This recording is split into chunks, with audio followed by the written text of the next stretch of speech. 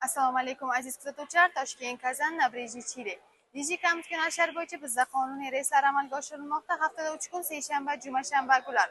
Soat 18:00 da primoy reyslarimiz Toshkent avtovokzalidan amalga oshiriladi.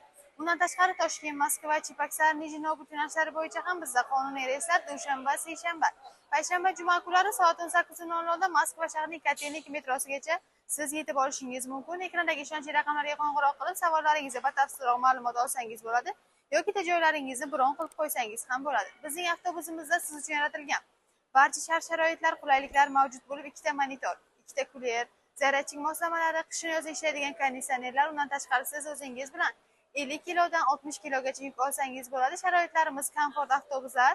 Siz ham xuddi shunday bexatar, bexavotir manzilingizga yetib olmoqchi bo'lsangiz, bizga bog'laning va joylaringizni onlayn bron qiling. Telegram, YouTube, Instagram, Facebook kanallarimiz ham ishlab turibdi. Ularga yozsangiz ham savollaringizga batafsilroq ma'lumot beramiz. Tanlovda adashmang azizlar. Shoshiling, biletlarimiz soni cheklangan.